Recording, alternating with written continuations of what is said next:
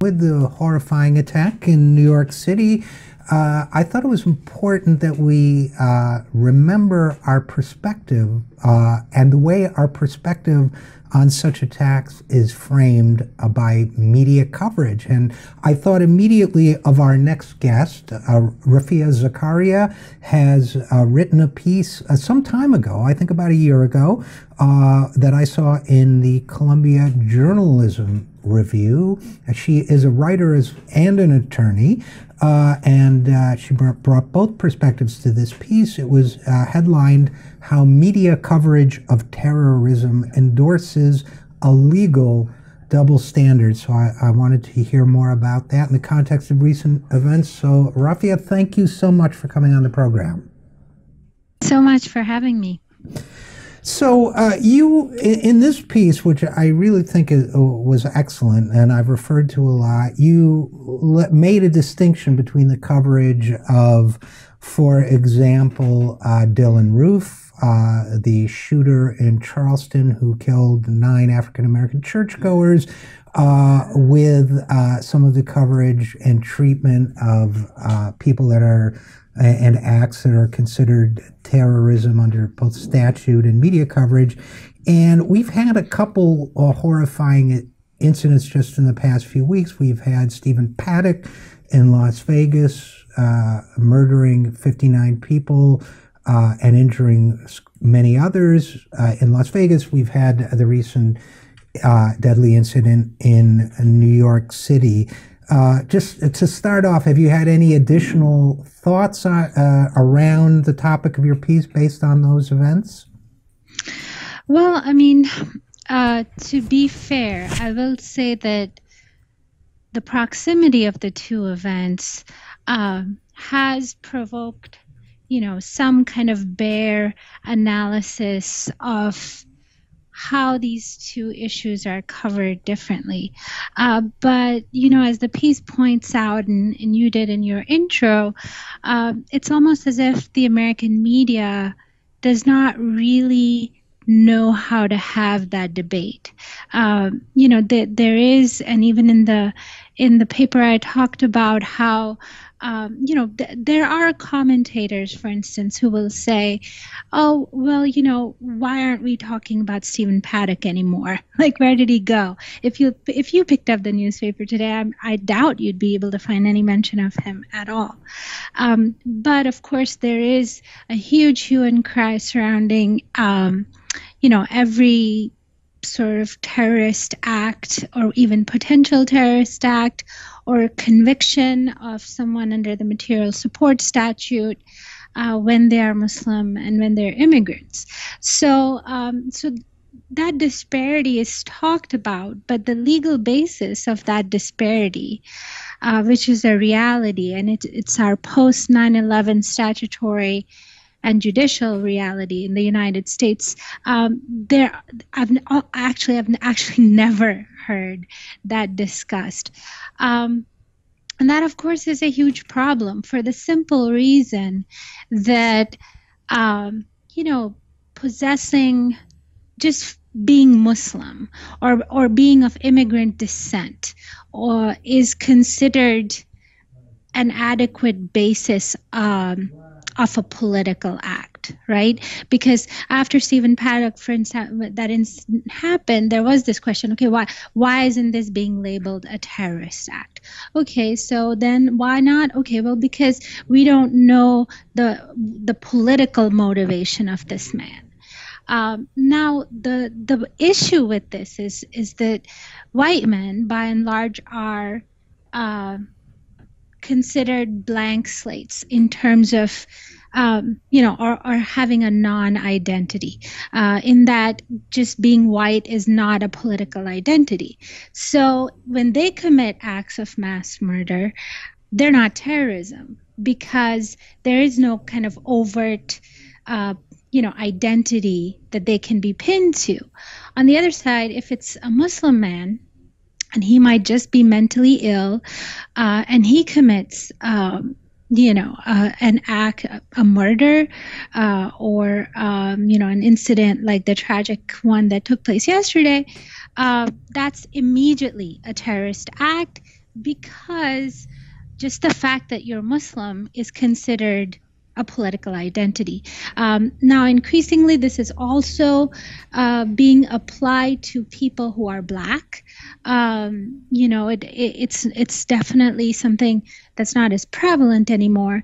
But with the sort of emergence of the Black Lives Matter movement, there's this turn that if you're Black, then you have sympathies with Black Lives Matter, and then if you do, then that's basis for a political identity. So a crime like the one Stephen Paddock committed, if committed by a Black person. So essentially, it's no longer the acts, the number of people killed, the organization, or any of the details of the acts themselves, but rather the identities, of the attackers that are used as the basis for classifying whether something is terrorism. And of course, as you can see by the examples, the presumption is in favor that white men can never legally commit terrorist acts. Well, let's talk about that for a second, Rafia, because I think it's so important.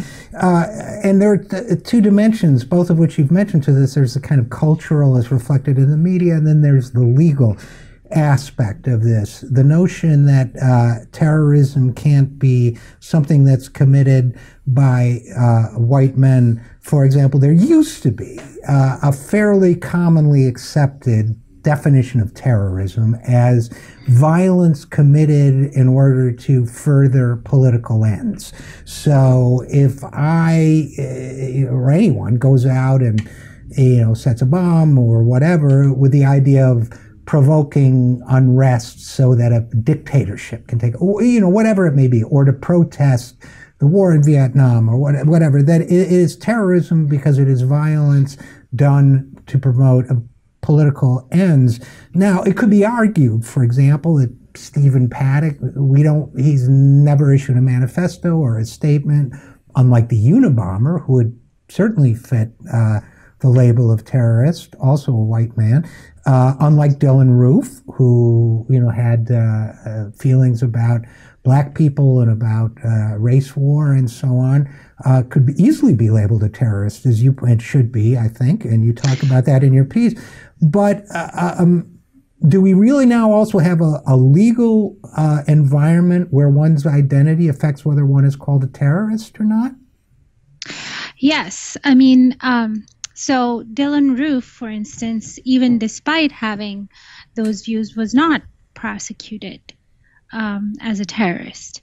And the vast majority of white men who actually commit acts, even when there has to be, yes, the Unabomber is an example, but, there has to be a proactive production of this material by that man for it to be possibly considered terrorism. But really, even in those cases, it is extremely rare. Timothy McVeigh, for instance, the Oklahoma City bomber, was also not prosecuted as a terrorist. And the reason for this is, there's a legal basis for this.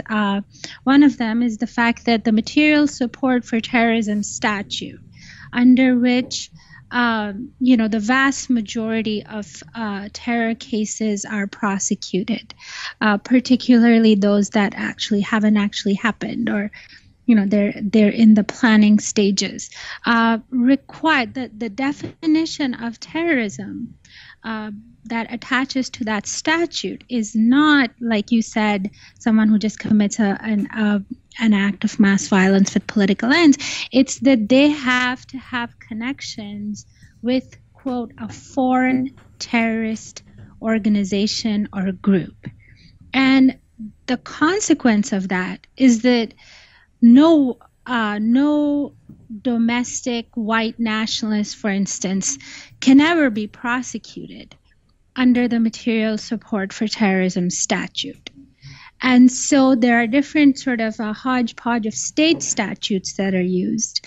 But the consequence of that is that, you have one group, the majority white group in the United States that is sort of absolved from, so, you could have a white nationalist militia and they could amass as much weaponry, like Stephen Paddock had, all of that. And they could even issue threats, but they would still not be prosecuted under the Material Support for Terrorism statute, because of two reasons. One is, like I said, the definition of terror that attaches there is that it has to be a foreign terror organization. The other, in terms of the threats, is that unlike the definition of speech or free speech under the Material Support Statute, the actions of white nationalists are provided a very wide ambit of First Amendment protections. So that if, for instance, one of these groups on Facebook makes an overt threat of violence against a number of people, if you are prosecuting that person for issuing that threat, you would not only have to show that the threat was made, but that there was intent to actually commit the act. And, that intent dimension is it's very, very difficult to prove. It's a very high standard of proof. Now, under the Material Support Statute, which now, as I said, only applies to these foreign terrorist groups, you don't need any intent. So this is an actual case, if you're a 16-year-old in your mom's basement in Virginia and you are looking at ISIS websites, that's enough to convict you under the Material Support Statute and land you a 40-plus year prison sentence. And these convictions have already happened in the United States. So then what you're describing, go ahead. If I can, just for a second, and again, we're talking with Rafia Zakaria, attorney and writer. What you're describing is a situation where, based on the identity of the person under suspicion, the law is different, which seems to me to be a violation of a fundamental principle this country claims for itself, number one. And number two, it says that certain types of behavior can bring down upon the person conducting that behavior the entire apparatus of intelligence and federal law enforcement and everything else in a way that is not true of other even more lethal or dangerous potential sign of dangerous behavior. You're really describing a situation that seems, for lack of a better term, fundamentally un-American. Yes, but this is the basis of the post 9/11 security state that the United States has become. And, the dangers from these laws are that there are now entire agencies, full of lawyers and law enforcement agents whose jobs kind of depend on keeping all of this going. So that, it's not fair to say that, the fear of terrorists is just kind of a politically created, apparition anymore. We now have entire agencies. Everything that we do at airports, everything we do on airplanes, is determined by this fear. And so when you have these large agencies, huge number of people whose jobs, huge number of agencies whose budgets depend on maintaining this discrepancy, then it becomes an almost, I mean, it kind of feels, to be honest, futile, because to me, because I mean, lawyers know that these exist, and there is very little discussion, like you said, to use your words, of how un-American this is. But I think that it is, I'm interested to hear what you think, but like, I think it's a reflection of how America sees itself and how they see the rest of the world. Oh, I think it is, and unfortunately, we're going to have to leave it there. But I think to a large extent it is. It's a projection of fear onto the other, and it's certainly a product of some self-interest on the part of the national security state and the people involved in it. Maybe we'll have another discussion about where it comes from. And of course, it all predates the Trump era. And now these are all instrumentalities of that Trump and others have at their disposal. But unfortunately, for now, we're going to have to leave it there. I thank you so much for your writing and your insights on this. And again, we've been talking with Rafia Zakaria about the different ways we approach terrorism under the law.